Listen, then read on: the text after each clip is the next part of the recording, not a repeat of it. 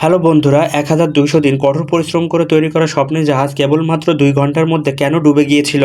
10ই April 1912। ওই দিন Titanic নতুন ইতিহাস গড়তে চলেছিল। ওই দিন আটলান্টিক সাগর ছিল খুবই শান্ত এবং মনোরম। জাহাজে 15 জন যাত্রী উপস্থিত রয়েছে, আর জাহাজের ডকে লাখো মানুষের ভিড় জমে গিয়েছিল এবং যাত্রীদের আত্মীয় স্বজন ও বন্ধু বান্ধব তাদের বিদায় জানাতে এসেছিল। বাইরে থাকা আত্মীয় স্বজনরা কোনোভাবেই বুঝতে পারেনি যে তারা তাদেরকে শেষবারের মতো আলবিদা জানাচ্ছে, কারণ 1200 দিনে তৈরি করা এই জাহাজটি মাত্র 2 ঘন্টার মধ্যে ডুবে যাবে। জাহাজ ডোবার কারণ কি ছিল?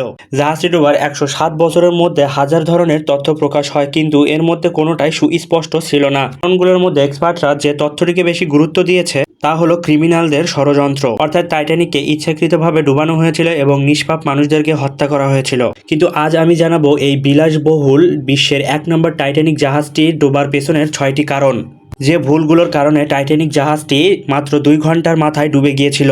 যদি এই 6টি ভুল না করতো তাহলে আজকে সফলতার জন্যই এই জাহাজটি বিখ্যাত হতো। টাইটানিকের নির্মাণ শুরু হয় 1907 সালে। 2000 শ্রমিকের 1200 দিন কঠোর পরিশ্রমের কারণে এই জাহাজটি নির্মাণ হয়। জাহাজটি সম্পূর্ণরূপে তৈরি হয়ে যাওয়ার পর কাজ ছিল টেস্ট করার। জাহাজ কোম্পানি তখনই আত্মবিশ্বাসের সাথে গর্ব করে যখন জাহাজটি যথাভাবে টেস্ট পাস করে।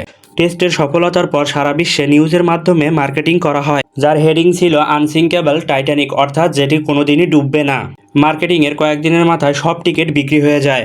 এই বিলাসবহুল জাহাজে ওঠার জন্য টিকিটের এতই রিকোয়েস্ট ছিল যে যা পরে ব্ল্যাকে বিক্রি করা হয়।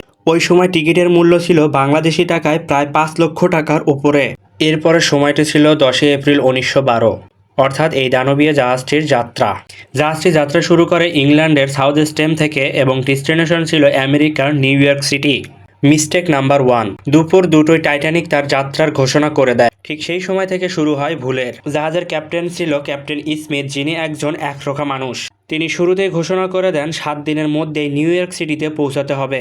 সব থেকে কম সময়ে আটলান্টিক সাগর পাড়ি দেওয়ার ভূত চেপেছিল তার মাথায় এবং নতুন রেকর্ড গড়তে চেয়েছিলেন তিনি। তার সব থেকে বড় ভুল এইটা। এর জন্য ক্যাপ্টেন স্মিথ জাহাজের গতি বাড়িয়ে দেয়, যেটি ছিল খুবই মারাত্মক একটি ভুল।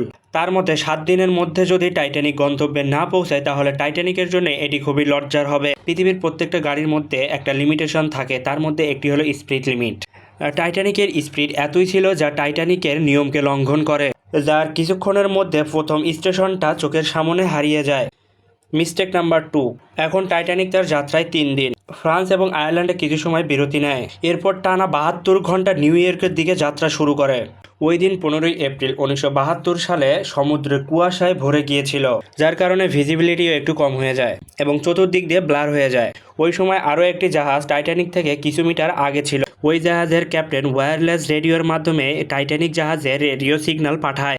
সংকেতের মাধ্যমে জানিয়েছিল সামনে খুব বিশাল বড় একটা আইস কিউব রয়েছে। অভিজ্ঞরা বলেন এই সিগন্যালটি প্রায় 6 বারের মতো পাঠানো হয়েছিল, কিন্তু এই ইম্পর্টেন্ট মেসেজটিকে ক্যাপ্টেন স্মিথ ইগনোর করেন। তার কাছে এটি নর্মাল হলেও এই ভুলটি ছিল সব থেকে বড় ভুল।